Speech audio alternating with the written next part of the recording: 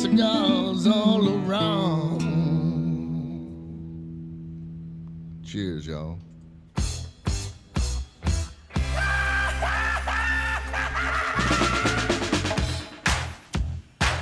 Well. Welcome, my friends, to this fine radio program known internationally, known a few places as Smokin' and Toastin'.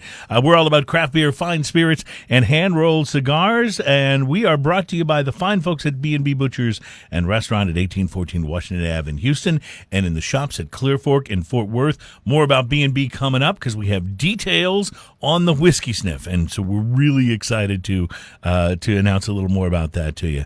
And we have a lot of great stuff going on the show today. We're very excited about the program. First of all, on one less than one kind of bummer note, and that is that my erstwhile and much better looking co-host Ian Barry is not with us today. Ian's wife is in the hospital.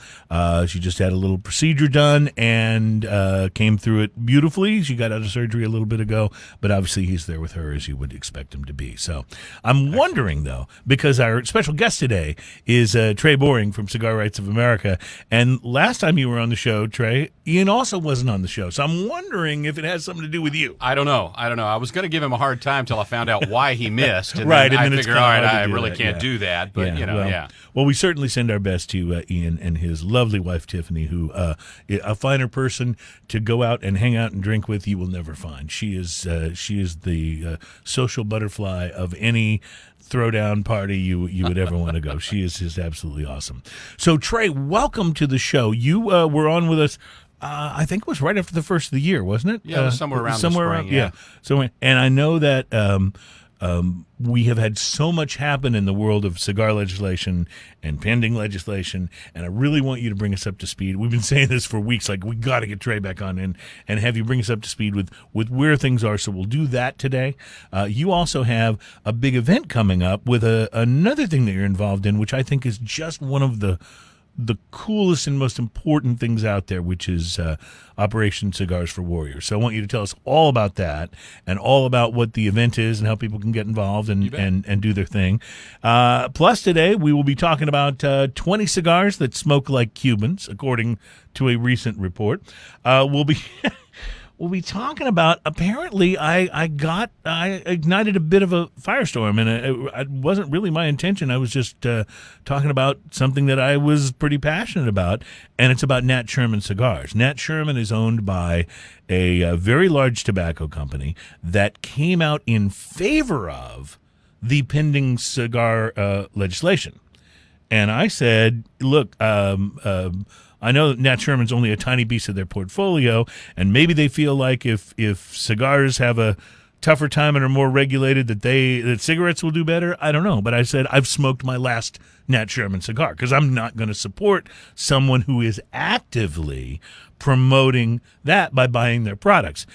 Ian and I were also special guests on Chris Hart's whiskey show, Whiskey Neat. And I told the same story and talked about the fact that I'm not smoking Nat Sherman anymore. I didn't even say, you guys all stop. I just said, I can't do it anymore. Apparently, it touched off a bit of a firestorm. People are now saying that are involved with the company, they're saying, well, it was a badly worded document. It doesn't really mean that. So we'll get into that, Trey, as well today. You bet. And we'll find out. And to those of you who are, and I know you guys listen to the show, who are involved with Nat Sherman and their companies and the people that are associated with that and the people that bring those cigars into retail. You guys are welcome to come on the show. We'd love to have you come on and explain why it's not a deal, if it's really not a deal. I don't know that I've heard yet enough to convince me that it's not a deal. So, yeah, it is really, I think, poorly worded as they put out in their statement afterwards was probably fair. If you read their total document and their total comments, they were not 100% in favor of the FDA regs as they were written. Okay. But they did come out and say that if the FDA is going to regulate tobacco, then cigars are certainly tobacco and therefore should be included.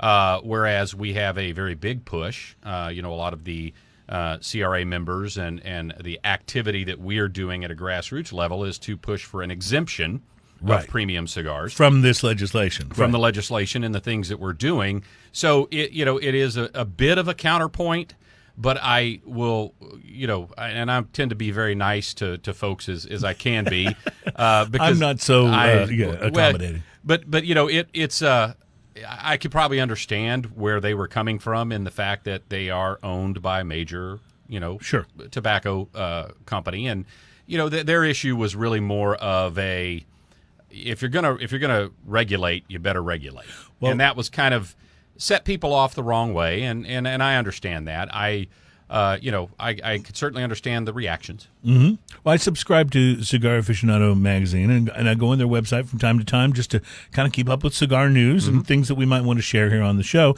And that was where I actually saw the article about what the letter had said and I believe it was the chairman of Cigar Aficionado. It was certainly someone who was a high-ranking person there who described the letter as shameful. That was his word. That was his words, yes. I didn't even use words like that strong, but I just said, I've smoked my last one. And I also talked about what a shame that was, because I'd recently, our friend Chris Hardigan had given me a Nat Sherman that was one of the best. It was the best Nat Sherman I'd ever smoked. It was one of their newer series. I thought was terrific. So, listen, I'm not one of those people that decides something and will never be willing to reevaluate. If you can explain to me what this is really about, and that's not the case, I'll be happy to back down my personal boycott. But it's we are consumers. We speak with our dollar, and if you want to support something, speak with your dollar. If you want to not support something, speak by not spending your dollars there.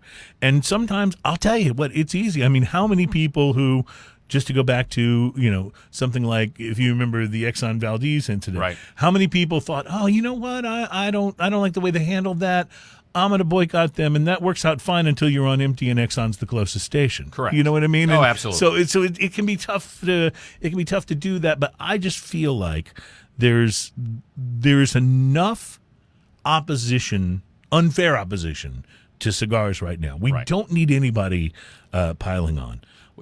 And that is certainly, sort of the take I always have is, as a consumer and as someone who has passionately since 2008 supported Cigar Rights of America as an ambassador, I am 110% behind the exemption. Yes. And I believe that this product is not marketed to children.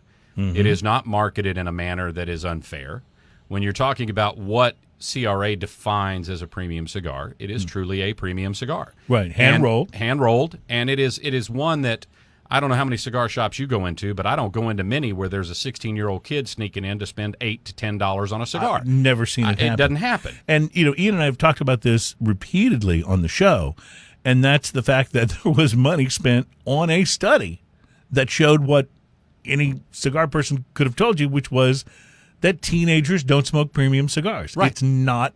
I think it came back as some overwhelming number, like 98% or something like that. Like it just doesn't happen. Yeah. And you're right. It has to do with cost. It has to do with the fact that it's an adult and primarily male thing. There are certainly women that smoke cigars, but it's an adult and primarily male thing. And go into any premium cigar shop, like you say, you'll see exactly that. You'll see that's who's there. And if it's people that's what they want to spend their money on, we know what the health risks are. They've been highly documented. They don't need to take over 1/3 of the packaging. Did you see and what's happening in Canada, where they can't even they have to have plain packaging now for cigars? Which there was a study released, and I don't know how scientific it is since they just started that, but that it showed no negative impact to sales. And so I find that funny. Yeah, but, because, again, if you're dealing with cigarettes, which is certainly, a product that has a life expectancy for people of you jump in, you get hooked, you're smoking a pack a day, 2 packs a day. Most cigar smokers, I'm certainly in the anomaly, because I will smoke multiple cigars a day. Right. I am very much a minority. Most people will agreed will smoke 1, maybe 2, and it's really funny that in cigarettes, you're going to go to plain packaging, and you want to say that that's going to curb purchasing. It's proven that it, again, I don't know how scientific the test was, but still, it shows it doesn't help. Well, I'm going to do that to cigars. Why? I don't have people smoking a box of cigars a day. Right. It just doesn't happen. Even people who are the most avid cigar smokers of all aren't smoking a box a day. No, and I get made fun of all the time from my buddies. They go, "Hey, you own a consulting company. You should drive a nicer car than just a regular old F-150 pickup." And my excuse is it cuts into my cigar budget. I don't want to own a Mercedes, right? And so, I certainly am a consumer that buys more than most and smokes more than most, and I'm not smoking a box a day. Right. And there are days I don't smoke any. And if the law was passed that said it has to be in an ugly, plain brown box, that wouldn't affect the number of cigars you smoke at all. No. Yeah. People who buy premium cigars, we're not buying them because the label's pretty. Right.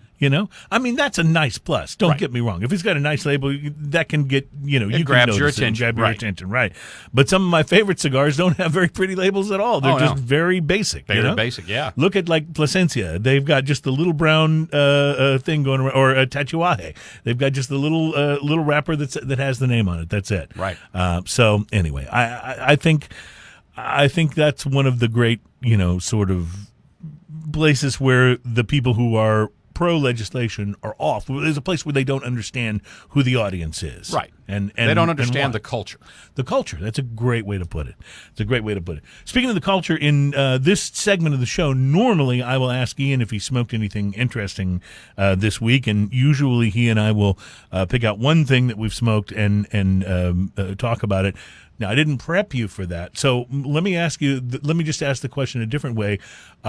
Is there anything that you've been smoking lately that you really like? Is something that's caught your attention? Anything new, perhaps, that you've tried? There is. In fact, we'll hopefully get a chance to talk about it a little bit later. But I did bring you. Got them in your pocket. Oh, I did bring you one. See, and I brought one for Ian. So if Ian's watching, just letting him know I left this with Cruz. If you don't get it. I don't know what happened. We don't know what happened. I don't know what happened. I think we'll blame the engineer. So what is this? What do you? Well, this is part of what I do with Operation Cigars for Warriors. Is we work with manufacturers, and a lot of them, because of the FDA rules, can't just flat out donate anymore, right? Or they choose not to because of the stance that the FDA has taken. But we work with a couple of manufacturers. This is a Southern Draw cigar. And see, those guys are great, and they're out of Austin, Texas. They make fantastic cigars. Well, what they did is they did 3 releases of a very special limited run sets of their cigars, where part of the proceeds benefited our charity. And this was release 1, which you can find these at Casa if they still have them. They released them at the Texas Cigar Festival in April, and I can tell you I have buddies that have bought about 20 containers already. But they come in a 10-pack. It's in a nice little cylinder. But it's their Jacob's Ladder. It's a box press Lancero. Nice. But it is probably the most interesting cigar I've smoked recently. Now, what is it? What are the characteristics of this? Is it? It is a good power strength cigar, but the complexity of flavor. I mean, it's and I used to make fun of people that would explain cigars this way, but it's got. And then you became. I know I became that guy, and I don't even like that guy. That's what's funny. But it has very good leathery tones to the flavors that you get. It also has some very rich, almost like the kind of experience you'd get, eating a piece of dark chocolate. Really good dark chocolate, and it doesn't taste like chocolate. But it's just got that characteristic of those things. So it's a good. Now for my palate, it's medium to full. Some of my buddies say it's more full. But again, that's palate driven. I always tell everybody that. Because you're kind of a full cigar guy. I'm very much a full cigar guy. But it is it's got a lot of great complex flavors. And the Lancero size, I'm a Lancero nut. And so that, I believe, gives you so much more of that binder and that wrapper. Just show this to the camera since we have one here. And being a Lancero, it's what the ring gauge is about, 44? I believe that is correct, yeah. Something like that? Something like that. So it's a good-looking cigar, so I'm really excited about it. Now, is there anything about this cigar that benefits Operation Cigars for Warriors if I go and buy some? You do. And they did 3 releases of what they call the Ignite project. and they've done 3 releases. This is release 1. Okay. And it was done through Casa de Monte Cristo stores Those guys are nationally. They went to one retailer because they could do one sale, one purchase. It's a limited edition cigar. This is the only when they run out, they're gone. Yeah. But what they did is, in partnering with them, they were able to partner with the retailer, and both Casa and Southern Draw took a cut on the margin they were going to make on the cigar and donated a portion of the proceeds to Cigars for Warriors. Nice. And of the 3 releases, the other 2 were through Famous Smoke and Cigar International. Of the 3 releases, we have already been provided a check from Southern Draw with all the retailers participating with them.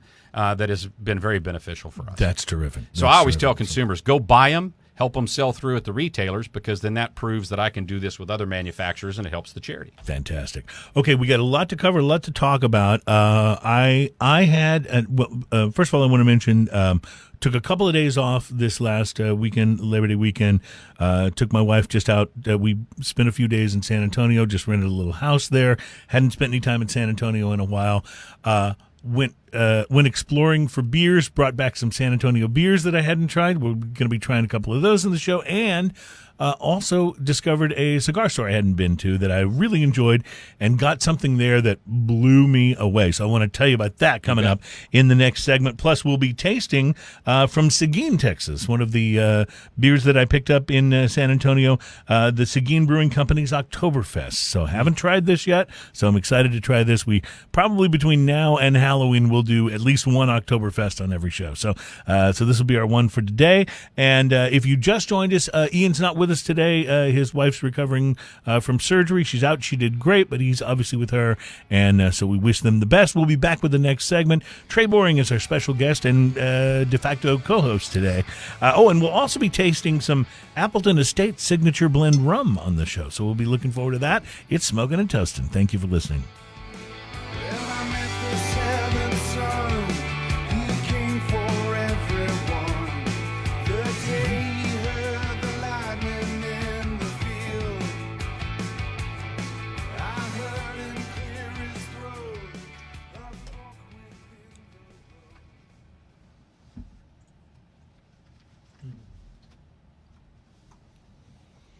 All right. That's actually a cool little brewery. I have not been there. Seguin's an interesting place. I've been to Seguin, but not since the brewery opened, I think. So good. Have you been there? I've been to Seguin, yeah, and the brewery I ran into the beer and met one of their reps at a bar in San Antonio one time. Oh, cool. Good. Yeah, We'll it's talk about that too. Pretty interesting. All right.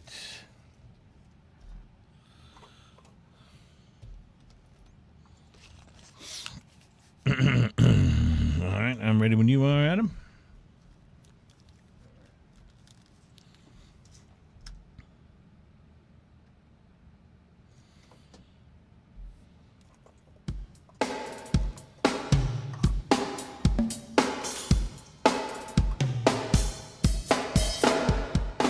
Welcome back, my friends. It is Smoking and Toasting. It's the radio program that's all about craft beer, fine spirits, and hand-rolled cigars. We're brought to you by B&B Butchers and Restaurant at 1814 Washington Ave in Houston, and in the shops at Clear Fork in Fort Worth. Okay, let me stop and tell you just real quickly before we do some beer tasting here that the Whiskey Sniff is happening.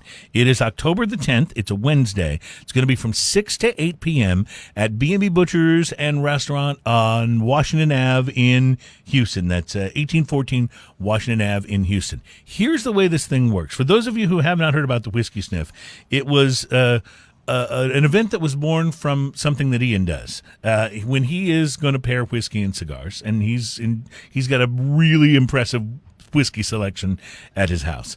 He will figure out what cigar he's going to smoke. He'll light it up. He'll smoke about the first, quarter to half inch of it, enough to get the flavor on his palate. And then he goes to his whiskeys. He opens the top and sniffs them. And the one that the aroma seems to pair the best with what is on his palate that he's smoking is the whiskey that he will choose to drink with that. And he calls it the whiskey sniff. And so the first time he told me this story, I said, well, that's an event. We have to do a whiskey sniff. So it is, in fact, the very first Smokin' and Toastin' event, and we're really excited about it. And so here's what's going to happen. You'll arrive at B&B if you buy tickets for this thing, and they're going to go on sale by the end of the week. I'm told it could be today, but they'll be on sale by the end of the week. So you can go to Eventbrite on the web and just search for Whiskey Sniff, and you will find it. The tickets are $125. You will be greeted when you get there with a handful of cigars. We're still working on exactly how many, but no less than 3. Right? You'll be greeted with a handful of cigars, and then we'll explain how the sniff works. But there are going to be whiskeys and even a table, we believe, with some rum and tequila for those of you who want to try sniffing a different spirit. But there'll be all these different whiskeys for you to be able to sniff and match. And there'll be food from B&B. They'll be passing around food. It's just going to be a really awesome event. And it's going to be on that upstairs patio at B&B where we do the show sometimes. That is it's just a wonderful and beautiful place to be in October, looking at the downtown skyline of Houston. And it'll be from 6 to 8, so you'll have time for at least a couple of your cigars and see how they might match up, how they might pair with different whiskeys. So it's going to be a blast. I can't wait till we are there and talking about it and smoking. But it's our first Smokin' and Toastin' event. We want to encourage you to come out and join us for it. And it's I'm just psyched about it. That sounds excellent. Yeah. So hopefully I'm not traveling. I was going to say, I hope you're in town because we definitely want to see you there. It's going to be good. And of course, B&B is just a great place to hang out anyway. Oh, yeah. To come in for that ticket price, be able to eat, get free cigars or they're not free, but they're included in the price, cigars, and be able to drink whiskey. Oh man, it's going to be fantastic. And like I said, rum and tequila. And by the next show, I'll be telling you all the different kinds of whiskey that we're going to have, and hopefully even what the cigars will be. So we're looking forward to that. All right, I have just popped the top on something from the Seguin Brewing Company from Seguin, Texas, outside of San Antonio. This is their Oktoberfest. While I pour this, you mentioned during the break that you are familiar with this brewery. Is that am. Right? I was in San Antonio, as most of us are, for fun. Yep. And was in a bar, and it was a craft, and I, for the life of me, can't remember the name of the bar. I apologize, but it is. Well, they had the beer guy there, so there was certain reasons that my memory doesn't work of well. Of course, yes. But I'd met a rep from the Seguin brewery that was there, and they were passing around some of their beers, and I'm a very big fan of dark beers, ales or stouts, and again, for the life of me, I can't remember the name of the stout, but they have a stout that is just, I remember from Seguin Brewing. From Seguin Brewing that I drank and went, oh yeah. Well, and I think that impacted my memory because if I remember correctly, I did drink maybe 2. Well, you are actually in luck today, Trey, because one of the beers we're going to be trying on today's show, and I've never had this, but I love the brewery, and I'm a fan of the brewery, Firestone Walker from California, has a Nitro Merlin milk stout that we'll be trying on the show today. I travel to California quite a bit, and let me just say, I won't spoil it for you, but you will probably really like it. Okay, good. I'm looking forward to it. I know I will, but I'm looking forward to it. The Seguin Brewing Company Oktoberfest is a Marzen style, so it is a traditional Oktoberfest. They say it's malt forward and well balanced, and it uses German-grown malts and hops to create a smooth and easy drinking Oktoberfest. So stand up, they say, link arms, sway side to side, and swing your stein to some polka. Is this your first time trying the Oktoberfest? It is, and it is very malt forward. It is wonderful, and I enjoy that flavor. You like that?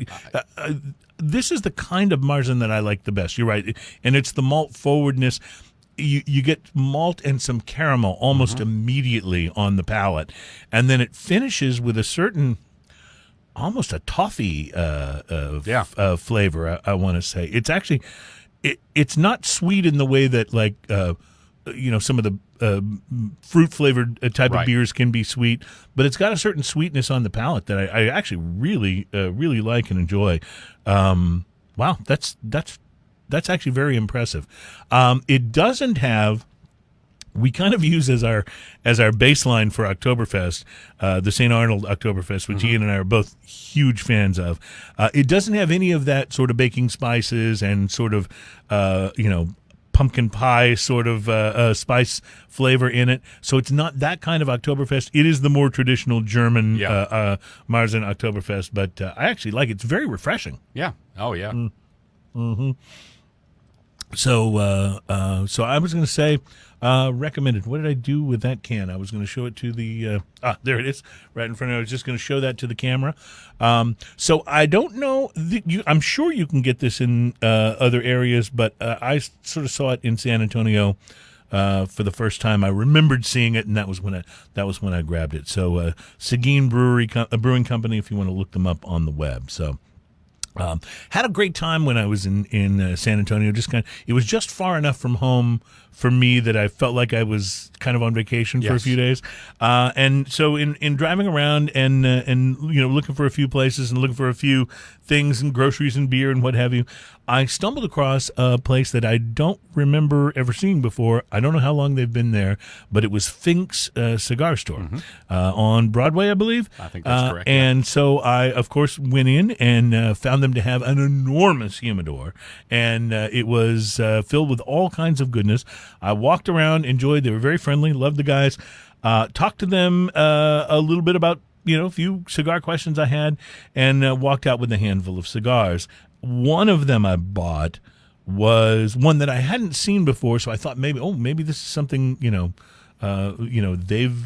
got the jump on everybody's stocking. But as it turns out, I did a little research. It actually just debuted at the IPCPR trade show a couple of months ago, and it's a brand new Partagas. It's the Partagas Legend Fabuloso Levenda, which was I think it was about a 46 ring gauge, and it was extreme box pressed. You know what I mean? It's almost like got square edges. It's so hard box pressed. It was the darker colored Connecticut broadleaf wrapper, and one of the things that's important about Connecticut wrappers for people to understand is that there's a lot of difference in flavor between just a normal Connecticut wrapper and a Connecticut broadleaf wrapper. The broadleaf is much richer, has much more flavor, whereas the regular Connecticut has a tendency to be lighter, smoother, creamier. Right. So this was a pretty good example of that.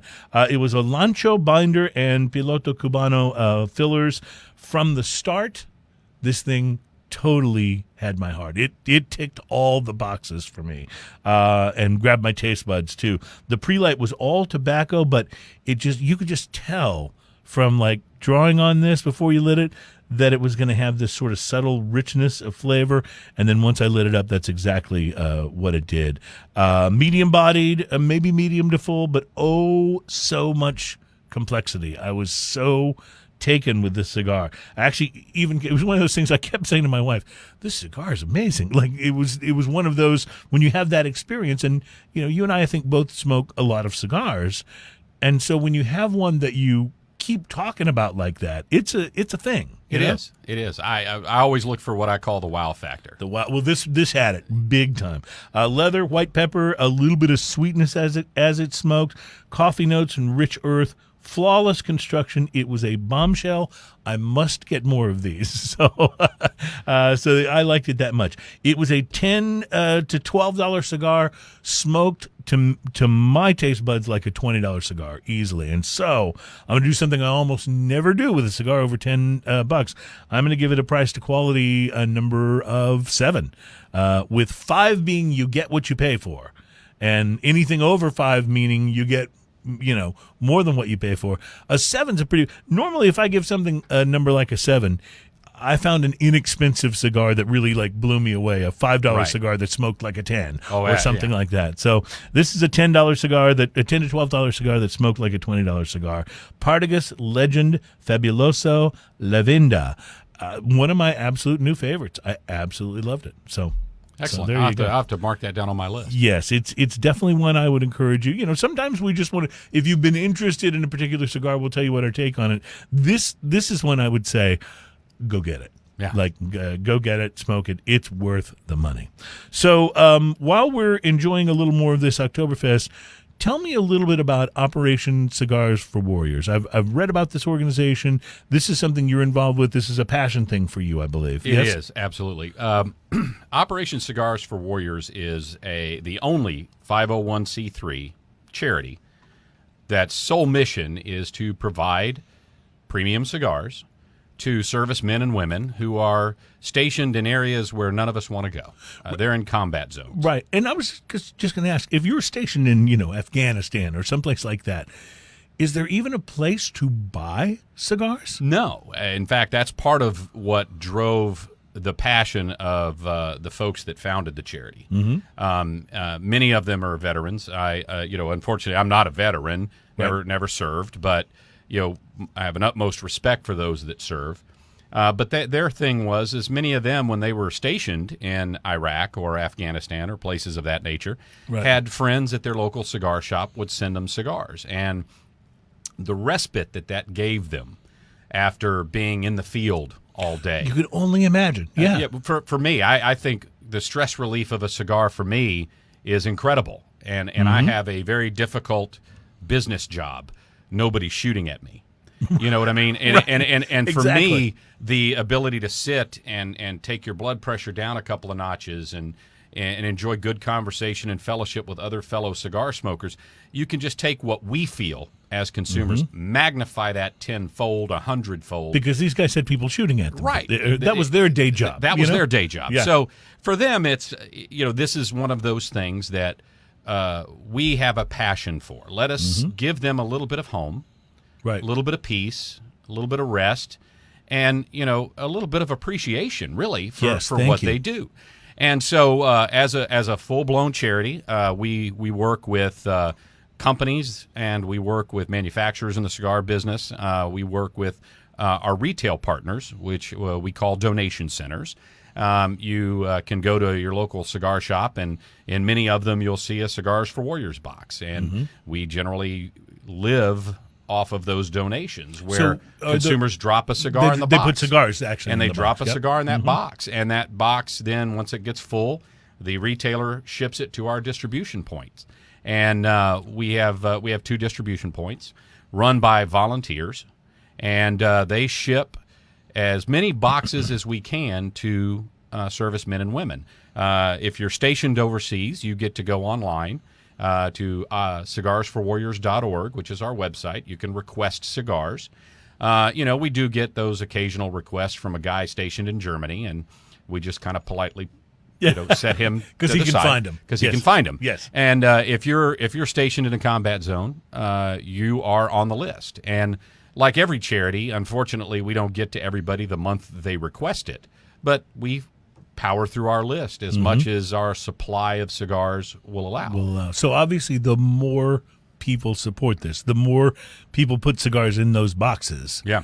The quicker you can get things out, the more of your list you can power through. Correct. To be able to get. I'm like you, Trey. I've never served, but I've always felt the most profound appreciation for those who have, and you don't really, as a common citizen, always have a way that you can think of to show that, unless you have a relative who's stationed somewhere or what have you. And so this is particularly if you're a cigar smoker, what a wonderful way to be able to support your fellow cigar smokers who are serving. Correct. And it's just such a wonderful thing. Now you have an event coming up on Saturday of this week. Is that correct? Well, we have one tomorrow night. One tomorrow night. Okay. And it's down at Havana Alley in Galveston. Okay. They are a partner of mine. I have a private cigar club that I'm a member of. Like it's mine. Yeah. But, Well, I'm a member of it. I bet you pay. We enough pay our to dues. We pay feel our like dues. it's yours. Yes. But our cigar club, the Warehouse Cigar Club of Texas, we are actually a 501c7, so we're an official social club according to the IRS tax code. We do, for the last 4 years, we have done a charity event in September. We call it September for CFW.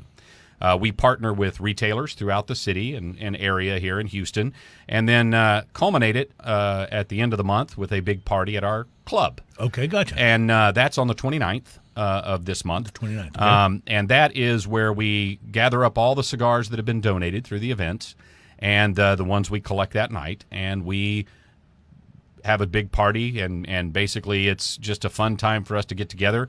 We get quite a few folks from CFW. Quite servicemen have attended, those that have been recipients of cigars. That's awesome. And it's just really a good time, but also for a good cause. And we are the largest independent event, and by that I mean we're not associated with a cigar festival, and we're not associated with a shop. It's just a bunch of cigar smoking, whiskey drinking derelicts that got together and said we're going to do a good job. When the event that you have tomorrow night, then what is that event specifically? It is Miami Cigars and Havana Alley, the retailer, which is also a donation center to one of our retail partners. They're having a big event, store event, so you can walk in, you can buy Miami cigars, and then we'll be there collecting donations. Okay. We'll have a few little prizes and things that we'll be doing, but the main purpose of this event is to collect cigars and money as well, because we have to pay to ship the cigars, so cash is always helpful to us as well. But it's just basically a big charity event, and this is Havana Alley's third year to do it with us, to partner with us.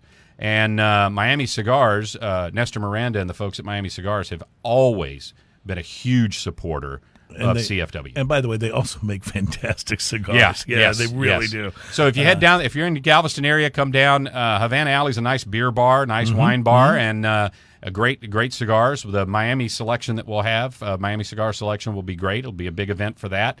And come down, see us, and if you're there, donate some cigars to us. And your event on the 29th, that's open to the public, right? Open to the public. And that one again is taking place in Seabrook. In Seabrook. Yeah, it's on 4th Street in Seabrook, which is our clubhouse is literally a big blue warehouse.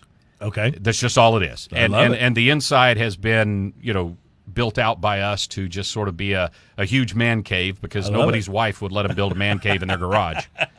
Is there a website? What's the easiest place to find out about these events? The easiest place to find out about these events is on our Facebook page. It's called the Warehouse Cigar Club WHC. You can find it on Warehouse Facebook. Cigar Club WHC, which is that's our abbreviated title, if you will. Okay.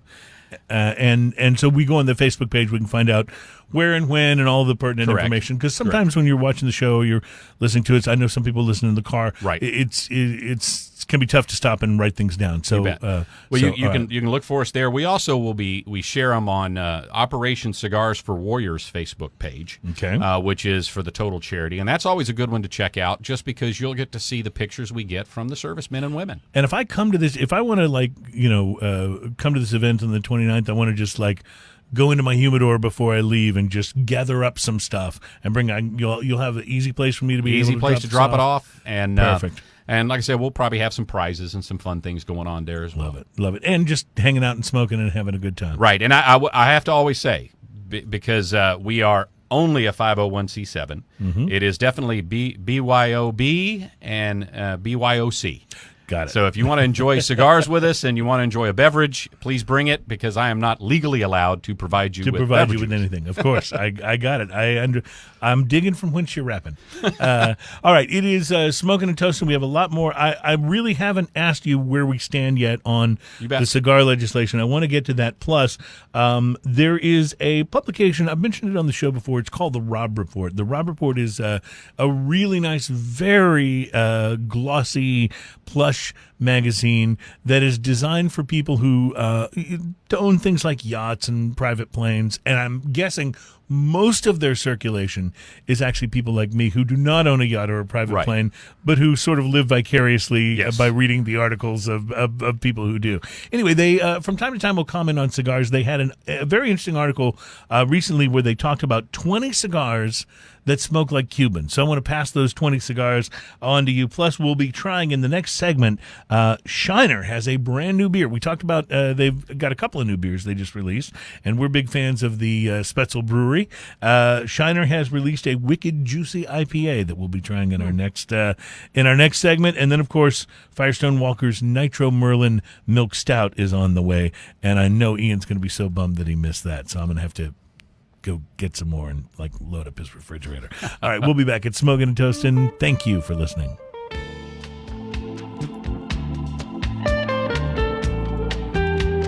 gotta say, I love it. Oh, the new song? Yeah, that's great. We were really excited. This is something that Ian had a buddy that is a musician, and I guess they were just hanging out, smoking and drinking, and wound up writing it. And the guy called him the next day and goes, "Okay, I got studio time, and John Egan's going to come over and sing it." And so all of a sudden we had a show. You know what? If you're a blues nut in Houston, you know who John Egan is. John Egan is like. John Egan is what blues is supposed to sound like, I think, is the way Ian normally says it. Yeah. Absolutely. John, he's great. He just sounds terrific on that. And so now the next thing we're hoping to do with it is take it and send it to, just different musicians, artists, bands of different styles, and have them do something in their style. Oh, that'd be great. Which will be fun to have some different things. So, oh man, lots to talk about. Okay, next here is the Shiner.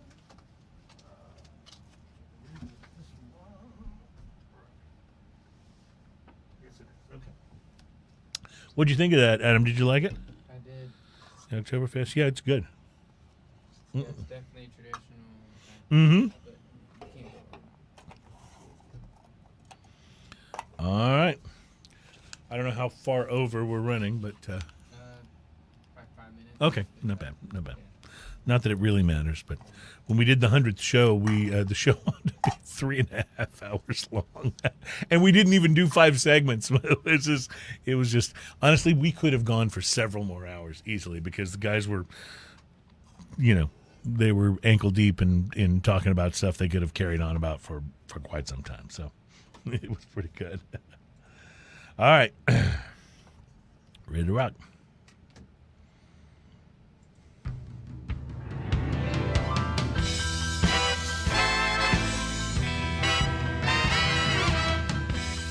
Welcome back. It is Smoking and Toasting. We are brought to you by B&B Butchers and Restaurant at 1814 Washington Ave in Houston, and in the shops at Clear Fork in Fort Worth. The Whiskey Sniff is on, by the way, at B&B in Houston, October the 10th. Go to Eventbrite. It may not be up yet, but it should be within the next, 48 hours or so. Go to Eventbrite, which is the place you can buy tickets online, and just search Whiskey Sniff with 2 Fs. You'll be able to find it without much problem. Trey Boring is here. Ian is out this week. His wife is recovering from a little surgical procedure, and so Ian is with her, as he should be, and so we're going to drink a beer in his honor here in a moment. But in the meantime, Trey Boring, already scheduled to be our guest for this week, so you wind up being more of a co-host, which I appreciate. Thank you. No problem. We have had you on the show before. We've talked about the Cigar Rights of America, which is something you've been involved with for quite some time. CRA turns 10 years old this year. Just had a birthday, is that right? Just had a birthday. Yeah, it's amazing for me to think that there's even been a need for an advocacy group like CRA for 10 years. But is that right? 10 years. What was going on when CRA first started? Were there things that needed to be addressed that needed an advocacy group at that time? There were. In fact, the inception of Cigar Rights of America was within the S-chip legislation that was being released around that time. With the big chip for the TVs and... the S-chip for Children's Health Initiative. Oh, gotcha. And that the federal government was applying a fairly significant tobacco tax to... cigars, cigarettes, all tobacco, most tobacco products. And there was a need at that point from the manufacturers to retail manufacturing organization. Sure, and so modeled a little bit after, the NRA, but, specifically, obviously, for cigars. Mm-hmm. And started in 2008. I joined as an ambassador in 2008. So I'm celebrating 10 years as well with the organization. Wow, that's so great. And it was founded based out of that. And then, of course, with the FDA and the things that have come along, smoking bans in different states and different cities. It's crazy. It gets nuts. And it has really validated what we've tried to do at Cigar Rights of America, which is give a consumer voice to those of us involved in the cigar culture. Yes. I mean, we are under attack every day. And it's an element of, you're attacking people that are probably the least likely to interfere with anybody else. I mean, it's not like I storm into somebody's living room and demand that they let me smoke a cigar, right? I mean, this is really a culture and an event, right? And I want to experience it with people that enjoy it. I don't smoke them at a restaurant because we're not going to enjoy it. Right, exactly. No, that's exactly right. When I lived in Philadelphia, which I lived there for 3 years, in the summers we would go down to the Jersey Shore, and I would go down with some friends. We would hang out. We'd get out there, and of course it's a little breezy, so you didn't bring the most expensive cigar you had. But there was nothing quite like just sitting on the beach, lighting up a cigar. You can't do that now. Right. It's illegal to smoke a cigar on the beach, even if nobody else is around you for a mile on the Jersey Shore. It's illegal. Like, that's mind-blowing to me. Oh, it's insane. How does that happen, you wonder, Well, and I think what it is it's because we are such an insulated group, and this culture is so aware that we tend to not be as active as we could be, right? Or as active as we should be. We're too busy lighting up a cigar and smoking it and chilling out, and it just is not something that our group, our community, our culture is just not about thinking, well, I got to go fight. That has changed because with the initiation of the S-chip and then smoking bans from 2005 on have just saturated every community. We have spent a lot of time at CRA trying to activate that grassroots effort by folks that really just want to go to a cigar shop and relax. Right. And you would be amazed how many communities that has actually come under attack. Yes, that's many city smoking bans, even the one here that's restrictive in the city of Houston, didn't attack cigar lounges. There are certain rules that cigar lounges must abide by, but still, they didn't attack cigar lounges. There are others around the country that say no indoor smoking at all. But even if you're in a cigar shop or cigar lounge. So you run into these things where I think the level of pressure and attack has really given us, a lot more of a platform to motivate our base. Right. And that's kind of what we always try to do. I mean, our calls to action. We talk about the legislation. You got a great push by Rubio was on TV talking about it. Save Cigar City, right? Yes. City of Tampa has a lot of employment centered around the cigar industry, and that the FDA regulations threaten those jobs.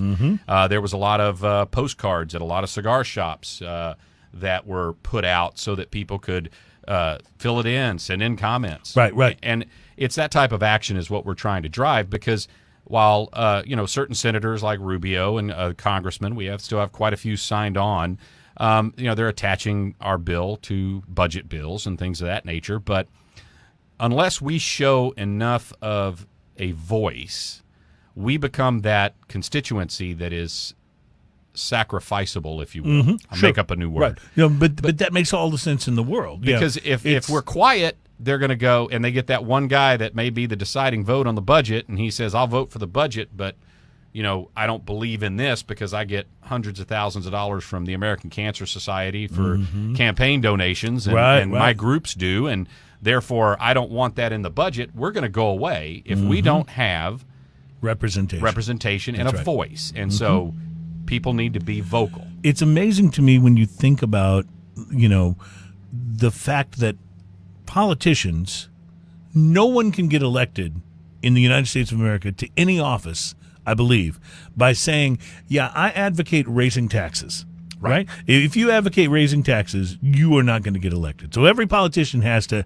either not talk about taxes at all or talk about cutting them in order to actually make it into office. So the easy taxes to raise are taxes, the more hidden taxes, the taxes on tobacco, the taxes on liquor and things like that. And it seems to me, there's also some hidden taxes in gasoline too, but it seems to me that it's just become too easy to add another cigarette tax or cigar tax or tobacco tax, because nobody wants to be that politician that raised your income taxes because you won't get reelected. Right?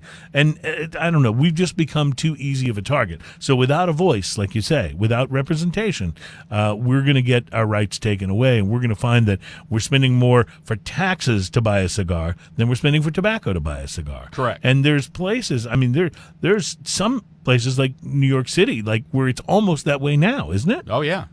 I used to go to New York City and love going to, oddly enough, the Nat Sherman store, and all these different places where I would go and shop cigars. I don't even think of New York City as a cigar shopping destination now, because I spent a month in California earlier in the year. I had Ian bring me cigars when he came to visit because I was worried about all of the taxes that California imposes on cigars.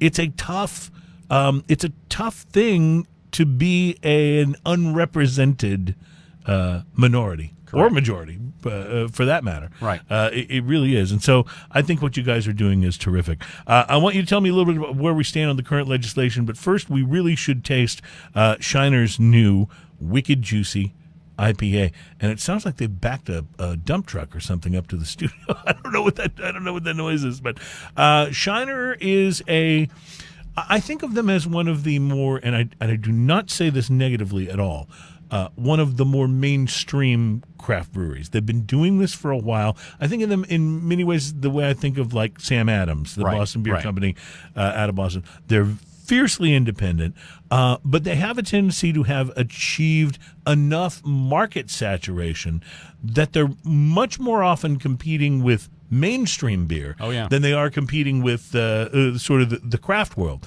And so what I found really interesting about Shiner's latest couple of beers is they seem squarely targeting the hardcore craft consumer, and this is the India Pale Ale that is the Wicked Juicy IPA, following into a trend that's been a pretty big deal over the past year with IPAs and craft beer in general. So this is Shiner's take on it, and I'll be really interested to see what you think as we do a little research here, a little sampling. And I really wish Ian was here because I would love. I'm the IPA guy. He's not the IPA guy. So I'm always interested in his take on, he likes IPAs, but I'm always interested in his take because he's more objective than I. Yeah. But Well, I can fill in for Ian because I'm not an IPA fan. You're not the IPA guy. Yeah. Well, I say fan. There are IPAs I like to drink, but I am not a big, huge IPA fan. Right. But this one, I think, when they describe it as juicy, there's not a fruit juicy kind of flavor to it. It has a little citrusiness to it. But it's got enough of a to kind of calm down some of the hoppiness I get in IPAs. Well, even as an IPA person myself, and I can appreciate the really hop-loaded, double IPAs and the Imperials, but those are not beers I have a tendency to drink more than one of. Right. My favorite IPAs are the ones where there is enough citrus or enough balance, enough malt, enough something to keep the bitterness off of the palate. One of the reasons for me is that generally if I'm having a beer, I'm going to want to have a cigar. And if you get too much bitterness on the finish with an IPA, it really messes with the flavor in the cigar and not in a good way. So I feel like this you could actually pair pretty well with a cigar and not have the bitterness get in the way because of the juiciness. Shiner makes an IPA, Wicked Ram, that I like, but I won't drink if I'm having a cigar for the exact reason that I talked about. And this I think I could get away with it. So when they say juicy, that's really more of a description of the style, and they have a tendency to use a lot of Citra hops, which gives it some of that citrusy, juicy kind of flavor. But I think it's good. It's real clean on the finish too, which I like. Yeah. A lot of times IPAs can be a little cluttered on the finish, is the way I would say it. But yeah, it's got for me, it's got enough hops in it to where I would like to smoke a stronger cigar with it. Oh yes, this is definitely want to get something that's a lot more full bodied. But I think it would complement it. I think so. I think you're right. I think you're absolutely right. They describe it as a dry hopped and unfiltered, bursting with a rush of tropical hops for a bright, juicy kick. It's 5.7% ABV, and I'm thinking it's really, really good cold, like ice cold. This one's fairly cold. I think I might like it even better. Oh, yeah. Ice cold. But I'm just an ice cold beer guy. I always have been. A lot of guys really tell me that I'm wrong about this, and I appreciate that you're probably right and I'm wrong, but I know what I like, so that's just where I line up on it. Okay, we have been through, I think, one of the most trying times for cigar smokers in the modern era. And so we're going to take a quick break. When we come back, I want you to tell us, where do we stand now with the legislation? What is left to do? When do we think we'll know what the ultimate outcome of all of this is? And I can't think of anybody that would know that better than you. Plus, 20 cigars that smoke like Cubans, and we will be tasting some Appleton Estate signature blend Jamaican rum coming up in our next segment. It is Smoking and Toasting. We'll be right back.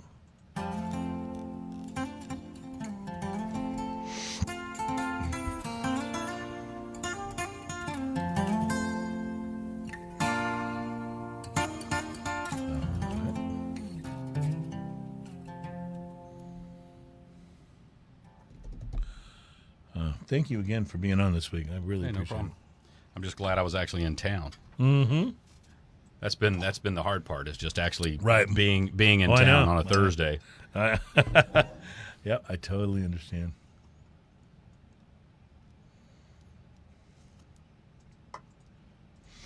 All right. Did you like the juicy, Adam? Yeah, I think it's more. I don't really get. I mean, I feel like this is more of an IPA than it is like juicy stuff. Yeah, feel like it's I agree. It's not like some like I've had the New England style Sam Adams, the one that comes in a tall can. I mean, that thing is juicy. Like it almost feels like it's orange juice beer. Yeah. Right. Right. And you're right. This is more of a IPA yeah, more yeah. than it is juicy. I don't know, agreed. But hey, it's good though. Yeah, I think it tones it down enough where I can drink it. 'Cause Yeah. their other IPA, I can't. Yeah. I don't even like. I'm not as big of a fan of I like Shiner a lot, but I'm not as big of a fan of the Wicked Ram as I am of some other IPAs. So, all right, ready when you are, sir.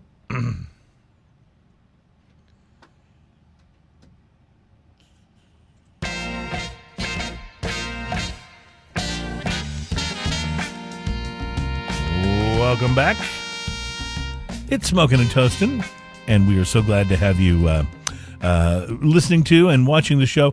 I just took a look at the feed from our Facebook Live show and noticed that Tiffany Barry, Ian's wife, is watching. So I thought that was really cool because obviously she's recovering from surgery, which is why Ian's not here with us today. But hi, Tiff. We hope you're doing better, and we are obviously thrilled to have you watching the show and wish you were here because I think you'd enjoy some of this rum we're going to sample here, the Appleton Estate.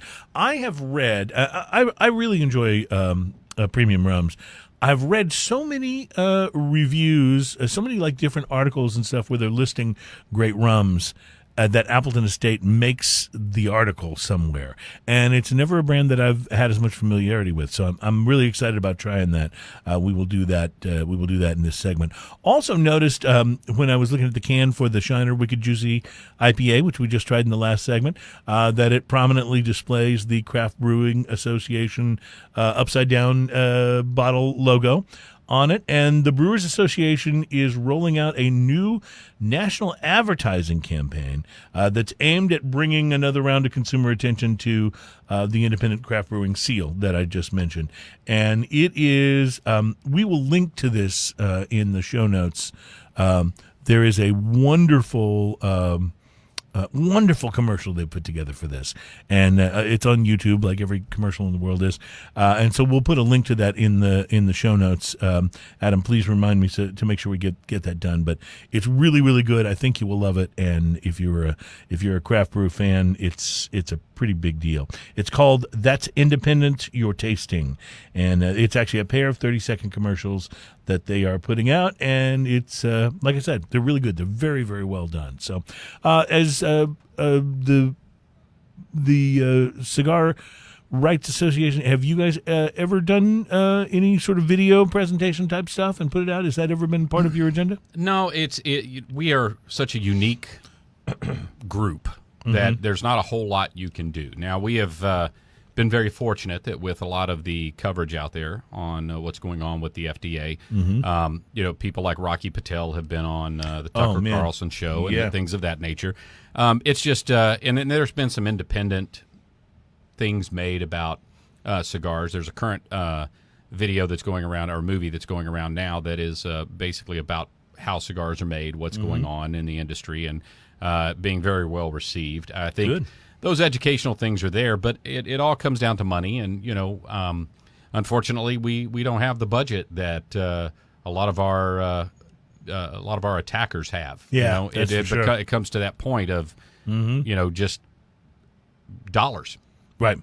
Well, if somebody wants to support, if somebody wants to make a dent in that, is it an easy thing? Just go to your website and there's info on how to support? There is. Cigarrights.org is the CRA website. You can donate.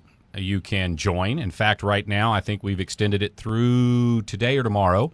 For the 10-year anniversary, you can get an introductory membership for $10. And joining is a way of supporting as well, It right? is. Yeah. When I go sit, and I do a lot of work in Austin for CRA, so when I go sit in front of a state rep, it's always better for me to go, I have X number of members in the state of Texas, right? Right. It's like anything else. The only thing the NRA has power on is because it has 4 million members, right? Right, and if you're saying I got 23 members, it doesn't have the same weight. The same weight. Absolutely, so membership is very important. So please check that out. Tell me where we stand now. There's been bad news. There's been good news all along the path as this legislation has meandered towards potentially getting passed.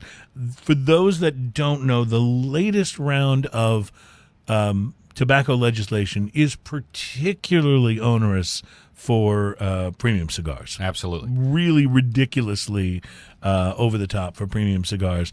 And it would make, I think it could put a lot of retailers out of business. Oh, absolutely. I think it's retailers and small manufacturers. And it's not only will it do that, but it will affect your pocketbook if you're a smoker, because it will make prices go up, and it'll be a significant jump because it deals with the minimum price that a stick can actually be. There'll be no such thing as a cheap cigar if this legislation passes. So where are we? What are we hoping for? And is there a shot at victory? There's always a shot at victory. I think the more active everybody gets, the better off we are. But we have we have 145 sponsors on the House bill and 22 sponsors on the Senate bill. They continue to attach it as a rider to the budget. It was done the last budgetary cycle, but it was removed in that process. It's on this budgetary cycle as well. And so I will tell everybody, go to cigarrights.org. Look at where we have. There's petitions there. There are things that you can do to contact your local senator, the senator for your state, your local congressman, and be able to push for them to support what is going on. It's how close are we to there being a vote on this? Do you know? We're as close as the budget is to being voted on. Okay, so because it's about basically.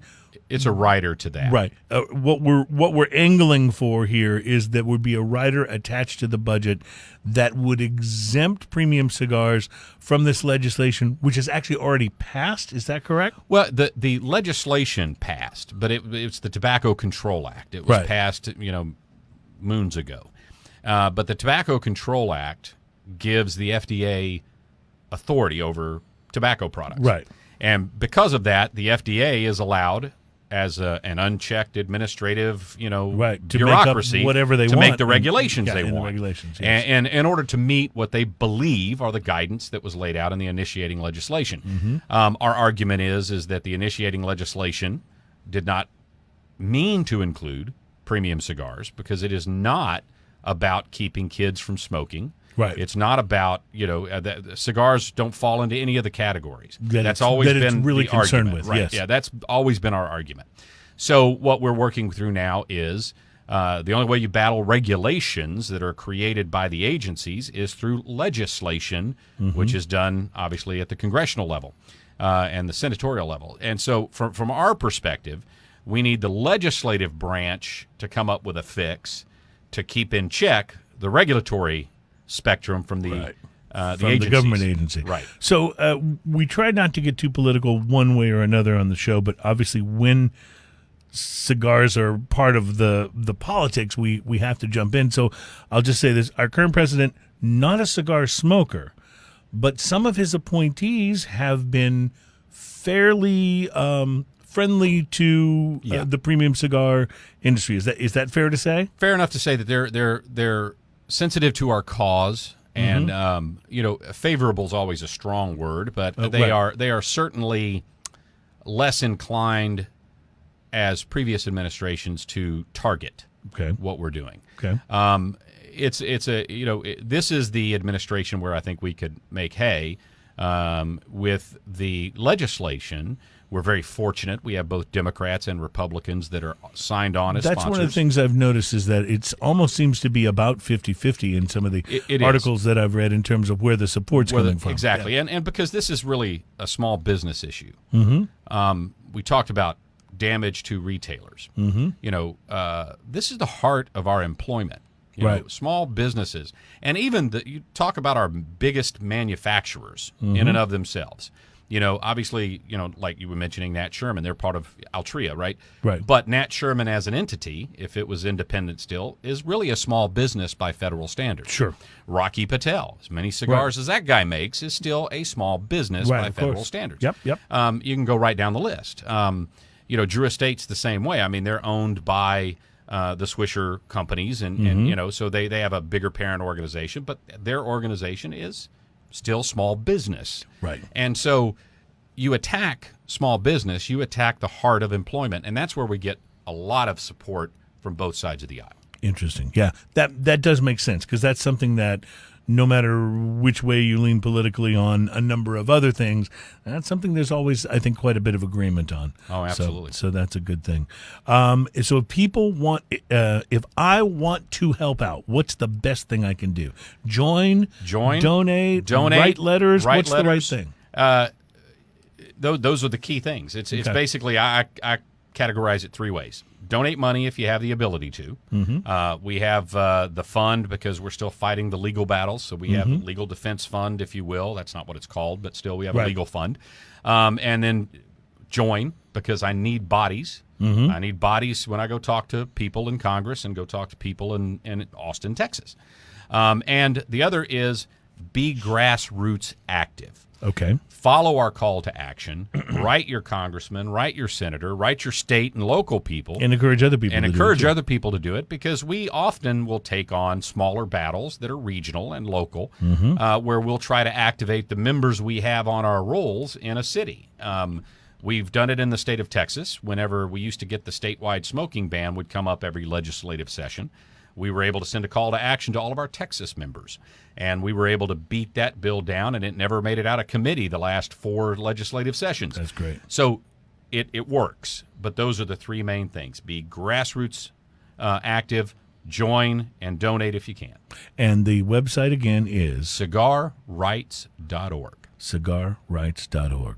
All right, we'll repeat that before the show is up. I do want to taste some Appleton Estate signature blend Jamaican rum. Now, rum has a tendency, although you can certainly spend some money on rum has a tendency to be one of the lesser expensive spirits. And interestingly enough, this was a very inexpensive bottle of rum. So I'm real curious to see how this stacks up. I'm a pretty big rum fan these days, and I have to say on the nose, I like it. It definitely smells like what I would expect a Jamaican rum to smell like. It's got a little bit of that. I always describe it as rubberiness. That sounds like a very negative thing. It's not in rum, but a little bit of that sort of smell. I don't know how to describe it otherwise. I need a new word, but on the nose, I like this very much. We'll have to see if it follows through and has a great finish, but.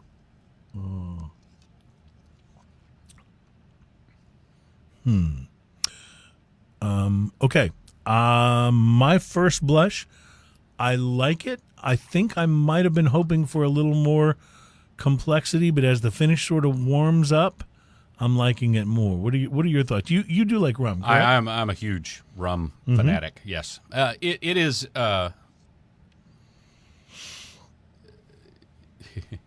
I'm one that I will spend a lot. The most expensive rums out there, I will spend the money on. I get out there and find them. But for the price point, it's very good. It's one that you could sip, you could do on the rocks. Right. It's not harsh by any stretch of the imagination. It does have that sipping rum smoothness, which unfortunately some of the Jamaican rums, for my palate, don't have that. Agreed. And but it does have that sippability. I also think it would probably make one heck of a mojito. I was just about to say, I bet this would be a great rum for cocktails. But you're right, it is sippable. It's smooth enough to enjoy sipping this, maybe having a cigar. Tough for me to put it in the same category as some of my favorite rums. But again, at the price point, this is, I think, $22 for the bottle. I mean, it's really, really. I was actually surprised because it wasn't priced, and I took it up and they rang it up, and I was like, "Oh wow!" And then I was worried, Right? Yeah.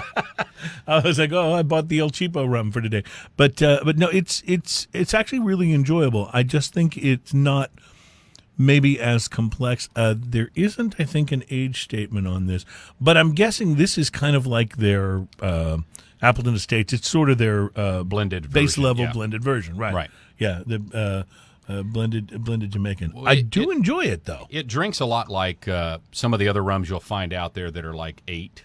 The 8-year-olds and things of that nature. It drinks like that for my taste. Agreed. Like I'm not down on this at all, especially at the price point. Right. It's I'm kind of like you. Some of my favorite rums are the more expensive ones. Just out of curiosity, do you have a rum or two that you would mention that you were a big fan of?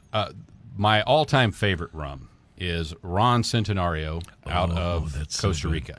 Yes. And it's only that because I found it while I was in Costa Rica. And I will say that they have the 20, the 25, and the 30-year-old bottles that you can buy. But the 2025 are great rums, great drinking rums. And they are, the 30 is good, but you can spend the money on the 25 and be good. Yes, absolutely. Ladies and gentlemen, we have to stop the show for a moment because my man has walked in. Ian, what's up, brother man? How are you? I'm running late. How is your wife? I know she's watching the show because I saw her on the. Is she? Yeah, I saw her on the notes on Facebook. To that I'm not actually avoiding you. Yeah. Not my intention. Can you sit? We have another segment. Yeah. Come in. This is a wonderful and unexpected surprise, and Ian, you will be thrilled to know you have made it in time for the Firestone Walker Nitro Milk Stout, which will be in the final segment. Sweet. So, yeah, I had a feeling you'd be happy about that. So give us an update. How are things? Your wife is okay? All things good. Yeah, yes. She went through. She has a bunch of kidney stones. Oh, okay. So they had to put in a stent. She went through surgery. And she's in recovery right now. She's in her room. She's happier. She's smiling. So good. That's a wonderful thing. We're happy about that. That's a wonderful thing. That's good. Well, it is the best excuse I could come up with to avoid you. I was so really not expecting you on the show today at all, obviously, but I'm thrilled to see you, and I've just poured you some rum. So, awesome! What are we drinking? Is that Appleton? We're drinking Appleton. Yeah, this is their base model. It's not super expensive. It's their Jamaican rum, but we were both commenting that while we wouldn't put it with the with the more expensive, really super favorite rums, it's awfully good for the price point. Yeah.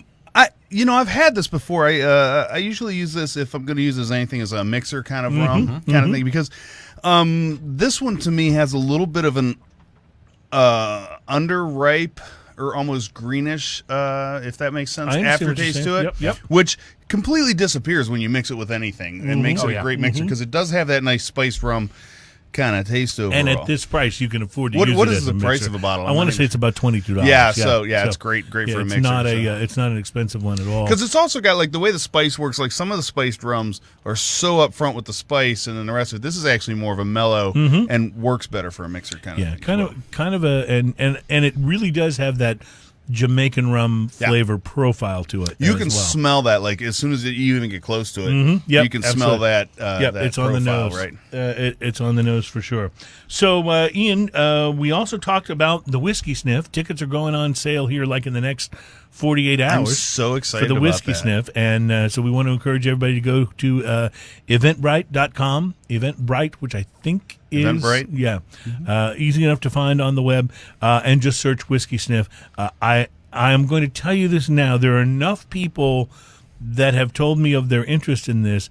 I really believe this will sell out before I think the so, event. too. So I think so, too. So I just Absolutely. want to say, if you want to go, don't delay. Go ahead and get your tickets. Right, and we can put a quickly, put a link up to this on our yes, Facebook. we right? will. The moment these are on sale, we'll have a direct link on the Facebook page. Awesome, and I'll share that on and- my personal yep, and everything, yep, so and all my we'll- friends can come. We will be ready to go. So, coming up in our final segment, which you've gotten here just in time for, Ian, we're going to be tasting the Firestone Walker Nitro Merlin Milk Stout, and we're going to be talking about the Rob Report's new report about 20 cigars that smoke like Cubans. It's been a very cigar-centric show, as we've talked a lot about the cigar legislation and about what's going on.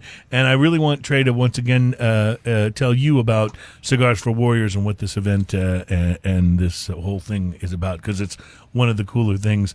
And I guess since you're here, I will have to give you the cigar that Trey brought for you. I can't just lose that somehow. Ian, I'm so sorry. It burned up. I don't know what happened. It caught fire, caught and fire. then I couldn't put it out. It just kept smoking. All right, so we will be right back with our final segment. It's Smoking and Toasting, brought to you by B&B Butchers and Restaurant in the shops at Clear Fork in Fort Worth and at 1814 Washington Ave in Houston. Welcome to the show. Hey, man, I'm glad I made it. It's interesting because I was up at the hospital and I was watching you guys. I was like, I don't know how long ago they started. Maybe because she just got back to the room and then she's going to have to do, all her stuff. And she's going to be up there till tomorrow. So I was like, I'm going to run and let the dogs out and run some errands. I want to see if I can make it on the show for a few minutes. That's awesome. Yeah, I was not expecting you. That's terrific. Then I thought it'd be more fun to surprise you with it. Yeah, no, that was good. I was like, who's coming in during the segment? Oh, well, that would be Ian. Thought I would sneak in a little bit. Well, this looks fun. Yeah, that's that Ignite series from Southern Draw. They did it exclusively through Casa. And it comes in a jar, basically, a 10-count jar. But between that release, which was release 1, they did release 2, which is their Rose of Sharon. That was in a... I've had that one. That was a good cigar. This one is a special size. It's a Okay. Perfecto size. They Nice. did that one through Famous Smoke. Mm-hmm. They've done each of these through one retailer. So Southern Draw, that was the cigar I gave you for your Yes, birthday. and it was remember? good. Yeah. Yeah, you liked that one. And then they did, for CI, they did 2. They did the Kudzu and the Firethorn in a little short Perfecto kind of size. Okay. But what they did is both the 3 retailers and Southern Draw took a cut off of their normal margins, and they donated the difference to CFW. Oh, nice. And Very so, cool. For us, it was a great way to get cigar manufacturers involved, because they can't just flat out donate anymore. Mm-hmm. It's crazy. Right. And that's just So, crazy. and these being sold? They're sold now. Yeah, they're limited run At too. Casa de Monte Cristo. Okay, cool. Yeah. So if you like it, you better run down now, because they are 'cause they're limited. It's a limited. Yeah. Yeah, it's Well, I'm very on my way home after this, and that's kind of on the way. All right, ready for segment number 5, show number 104.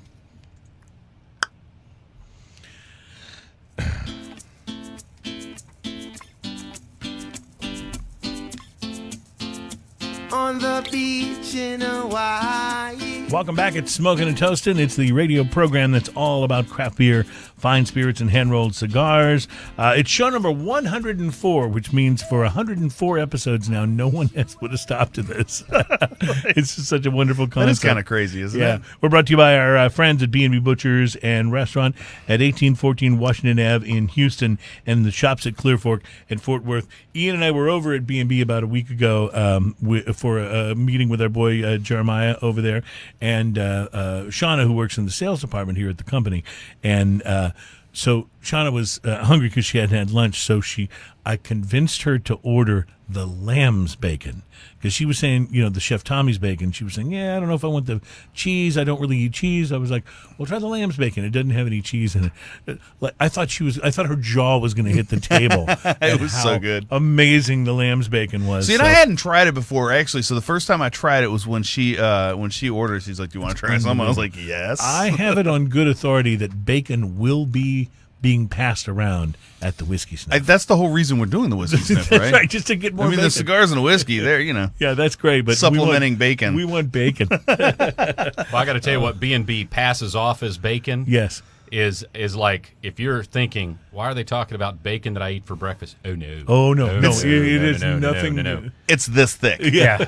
Yes. Yeah, it's like this thick. It's Lancetto size bacon. It's a Lanceros are very popular recently. A buddy of mine brought a Lancero. I was actually going to review it on the show today, but we'll do that next week. But he brought a Lancero for me the other day, and then the cigars they had, the Fratellos they had up at the Whiskey Social were all Lanceros. Yeah. Well, very popular right the now. guys at Stogie's, all of their house cigars, Right. because they're doing them with a lot of different manufacturers, and they're all that Lancero. I think people like you get a lot of the wrapper flavor. Right. I mean the big wrapper flavor. The binder and the wrapper are more forward. Right. I like it because it's concentrated in the same way that I enjoy a really good torpedo. Yeah. Because it kind of concentrates the flavor right at the end.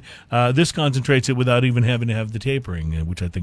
I like awesome. Salomons just because they look cool. Yeah, and plus it's cool to say Salomon. Right. So guys, the Rob Report is one of those magazines that basically releases articles about yachts and private planes and things we can never afford but love to look at, and there's got to be at least some percentage of their subscriber base that actually does buy these things. But they have a tendency to be, when they do an article about cigars, it's one of those if money is no object, here are the cigars you want. Right. But they did something interesting recently. They did a list of what they said were 20 of the best cigars that smoke like Cubans, and they did them in a number of different strengths. So I'm just going to read you the list, and we can comment on any that strike us. Under mild cigars, they're saying if you like the Cuban Fonseca or the San Luis Rey, you'll probably like. They list the CLE Connecticut, the Nat Sherman Host. We'll jump back into Nat Sherman later. The Padron Damaso, which I have not had. It's a very interesting looking cigar. The Macanudo Mao, MAO, and the Hamlet 25th Year. Hamlet is one of Rocky Patel's brands. Yeah. So there's what they have for milder cigars. For medium cigars, and I'm not sure how much I agree with this, but what they're saying is these are cigars that approach that more sort of typical Cuban complexity that you get in type of complexity. So for medium, they list the Macanudo Inspirado Black, the Plasencia Alma de Campo, the Fonseca Classic, the Flor de Silva Collection Aniversario number 20, Regius, which I have not had a Regius. Have you had a Regius? Have. Yeah. Very Okay. Winston Churchill, the Late Hour. So back into the if money is no object. I mean, that's a damn good cigar, but holy moly. The High Claire Castle, the Flor de las Antillas. Right. Yes, that's a great cigar. And now we move into the full-bodied cigars. The Padron 1926 series. I mean, hard to argue with, right? I mean, that's so classic and wonderful. They have a La Aurora in here. The one they have, though, and this is really interesting because you and I got one of these in our stuff from the Big Smoke? Big Smoke. Oh, It's yeah. the ADN Dominicana. Oh, yeah. Yeah. So that interesting that's the one that they picked for. That was a good cigar. I don't remember if I La reviewed Aurora. that one or not. But Yeah. that was a damn Oh, good yeah. cigar. Well, I remember that one too. Nestor gave me one. Nice. And actually talked to me about the cigar and the passion he had for it. And you always kind of chuckle and you go, man, is it going to hit my palate? Oh yes, Yeah. yeah. So Trey's very much like us. He likes the fuller-bodied Right. cigars. So, by the way, I think I misspoke and said La Flor. It's not La Flor. It's La Aurora. Yeah, the ADN Dominicano. The Nat Sherman 1930. Again, we'll get back to the Nat Sherman thing. I have not had the 1930 unless that's the one I'm thinking. Is that the one that where the band looks like the clock, kind of? Or is Maybe. that- I have so. actually one of those in my humidor. That was an expensive cigar. Yeah. Well, we should probably That get was it- pre-embargo. Yeah, we should probably get it out of your humidor and burn it. The Ashton VSG Cabinet Selection, that's a fantastic cigar. Haven't had one of those in a long time, but that's a fantastic cigar. The Arturo Fuente Don Carlos Edición de Aniversario, his personal reserve. Now, here's what's interesting. Ian, you and I talk about the Don Carlos as being a great milder cigar. Right. They've got this Don Carlos Edición de Aniversario, his personal reserve, listed as one of the fuller cigars. Trey, help us out. Are you familiar enough with the... Not with that particular cigar, Okay. because most of the Don Carlos I run into are more mild, and Right, I right. tend to not Right. gravitate there. Either that or we've wrecked our palate to the point where the only thing we can taste anymore is Malort. Yeah, well, that's true. I have been accused of that, yes. We find a way to bring Malort up on every show. I know, I love that. Yeah, which is a good thing. Also listed here, the Punch Diablo, which I've had. That's a good and very strong I cigar. actually haven't had that, but I've seen that one. And this is interesting because when I first grabbed this article and thought, we'll talk about this on the show, this didn't strike me that this was on the list because I hadn't smoked one yet, and it didn't make the connection when I smoked it. The Partagas Legend, which is the cigar that I talked about earlier on Right. the show, that I was just absolutely raving about, saying You gave it a 7. I gave it a 7, and it's a $10 to $12 cigar. Man, that's Yeah. huge. Yeah, so I'm just saying what that means is run, don't walk. Buy this while and if you Right. can I also find want it. to talk about how kind of strange it was just to watch the show earlier and then actually now be on it. Like the same exact show. No, I can't even imagine. I can't even imagine how bizarre that must be. So I don't know how much you saw, Ian, of the segment where where Trey was talking about Cigars for Warriors, but this is, I think, something that we want to encourage everybody to get behind and get involved with in some way, whether it's putting a cigar into a box at your favorite retailer when you see it, or attending. You've got an event you said coming up Now, I tomorrow. heard something about a Big Blue Warehouse. Yes. We have the Warehouse Cigar Club of Texas. That's our official name. I love that. We call it the WHC. But Okay, I was that about is- to ask what the Yeah, WHC that stands is for. just a group of, I think, as I mentioned, cigar smoking, whiskey drinking derelicts that join together we to would have create a cigar nothing in club. common Nothing in with them. common. Yes. I don't think you guys would fit in at all. No, probably not. But we sat around, and ever since our inception back in 2007 when we first started the club, we were originally in a building in Alvin. We've since moved to a building in Seabrook. And for us, it was, we wanted a man cave, a place where we could go enjoy cigars, Right. the company of each other, the culture. And then we sat around one day and said, we're wasting a lot of time. Why don't we do something good? So we've done various charity events for MS. We did a big MS event for many years, and then we've done for some local charities. We helped gather money for a church over in Bel Air that does backpacks for underprivileged kids for school. Nice. And 4 years ago, this is our 5th anniversary, but 4 years ago, we partnered with Cigars for Warriors, and we adopted them as a fall event. And we started what's called September for CFW by the WHC, and we've partnered with retailers over the years, and then do a big party at the end of the month at our club. And we have become the largest independent. And by that, I was explaining earlier, it just means we're not associated with a shop and or a festival or something. Right. It's just, again, a bunch of cigar smoking derelicts that are getting people to come donate cigars. But we've been the largest independent project for Cigars for Warriors. And they were gracious enough when I finished a lot of my responsibilities through my Works Trade Association to invite me to be on the board of directors. So I joined the board in November. And it's all volunteer organization. And it has become a passion over the last 5 years now for me. And it's interesting. Having two brothers that have served, one of the things that I remember from talking to them about it is sometimes when you're out of country and you know, you have everything basically that's covered, your absolute basics that you need, but getting those little things that are not necessary but really make you feel more like home or like make you think about that is really a bright spot in the day. Oh, absolutely. I tell everybody, look, you want to know what that one cigar you're dropping in that box means. Think about how much you lower your blood pressure from dealing with your tough day at work. That's right. Yeah. What does and that no do one for- was shooting at and you. no- yeah, Unless exactly. you're a police officer, no Nobody one was shooting at you. Right. Yeah, exactly. You know, and it's the element of what that does for the peace of mind for the serviceman or woman that's overseas. Yeah. I mean, it's really a big deal. I do have a couple things for you while you're pouring our nitro, Okay, which you're going slow at it. I was waiting for the appropriate moment. Now wait a second. It says "do not drink" on that. Okay, so really big. All right, so here's the story. like I'm just looking at this giant warning label. All right, I'll show you this. So, here's I'll tell you the story now. What a lot of people don't know is that our producer, Adam, who is on the Wheels of Steel for the show, Adam is also my stepson. Long live nepotism. Yes. And he and his about to become wife, Brianna, stayed at our place when I took my wife away to San Antonio for the weekend, for Labor Day weekend. So they come over, they take care of Gracie, our greyhound, and they I generally say to them, anything in the pantry, anything in the refrigerator, anything in the bar that you want, go for it. However, I had a couple of beers that I was saving for the show that were in the refrige. So I had to put a "Do Not Drink" logo on it. So I told them last time they were there, anything you want unless it's labeled "Do Not Drink." Yeah. So that's the reason for the. Well, that's great. My son lives with me. I have to do that on my humidor. Yeah. So Do not smoke. Nice. So what are we looking at here now? All right, so I brought you guys a few little knickknacks. This here is the Operation Cigars for Warriors. This is sort of our promo logo.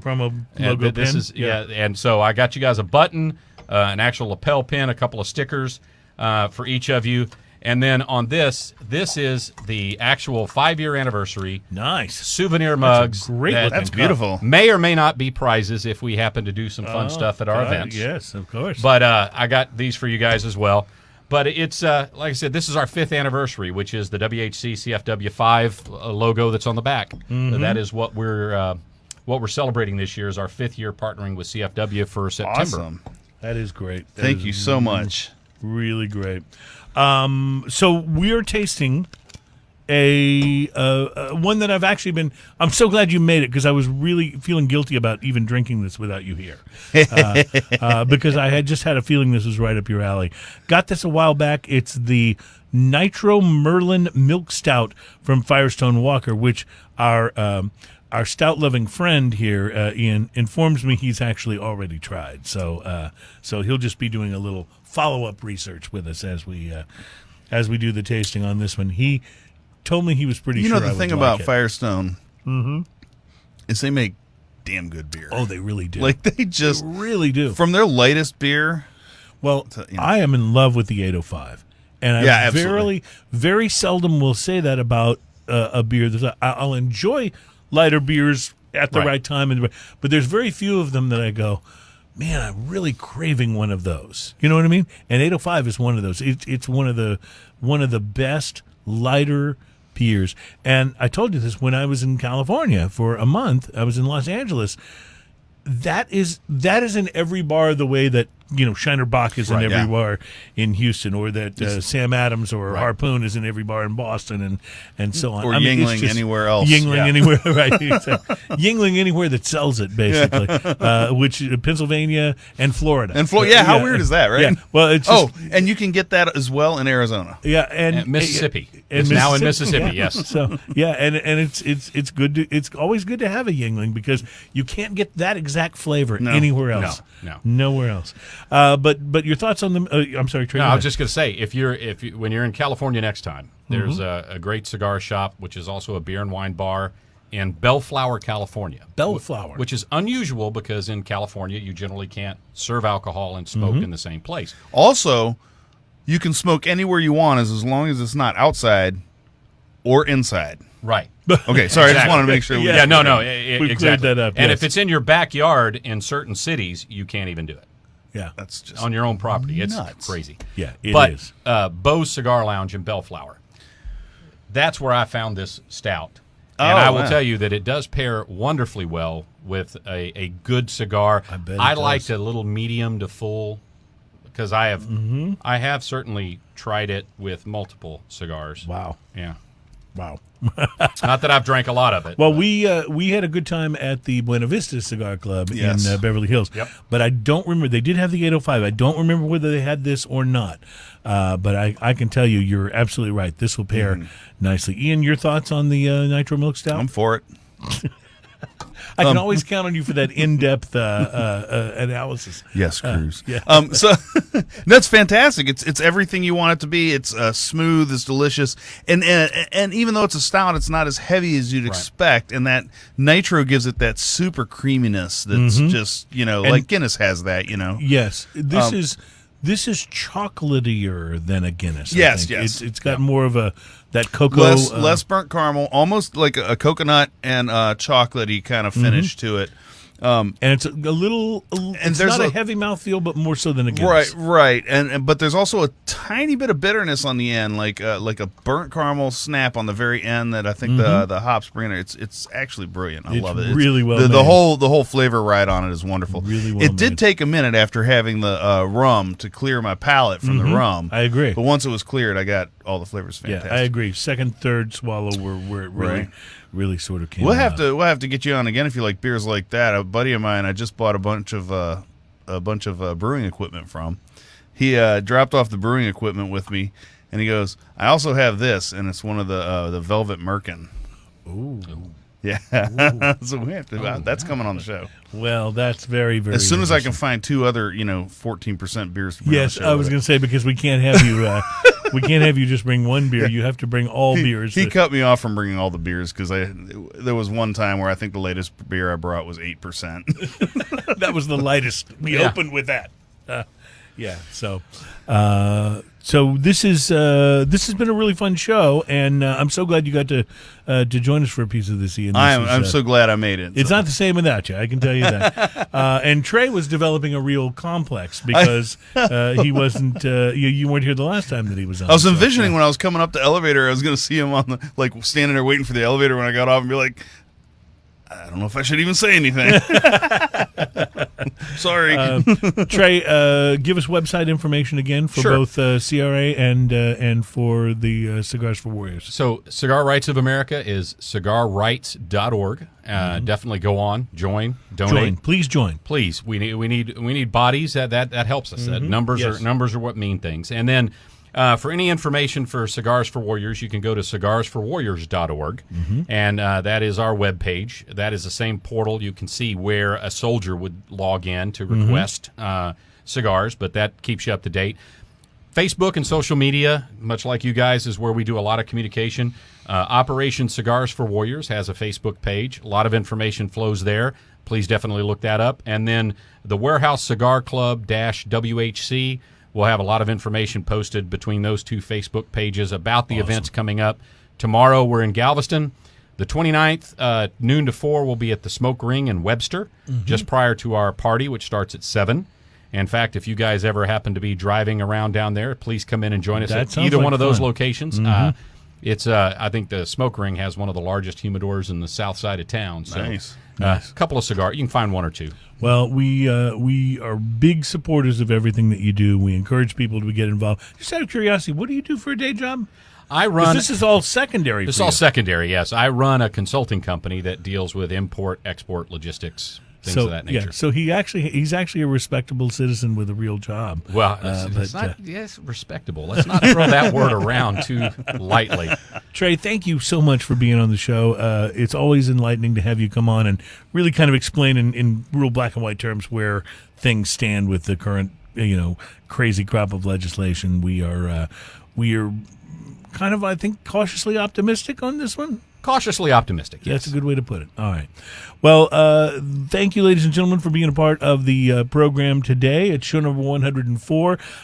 Remember to go to Eventbrite. and search for the Whiskey Sniff, or you can come by the Facebook page. As soon as we have a very direct link, we'll have that for you. You're not going to want to wait to get your Whiskey Sniff tickets, because it's going to be a sellout. They're going to fly off the shelves, for so sure. to speak.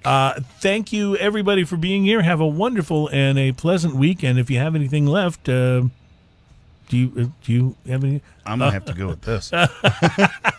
Cheers. That's what I like about Trey. He's very thorough. Yes. No stone left unturned.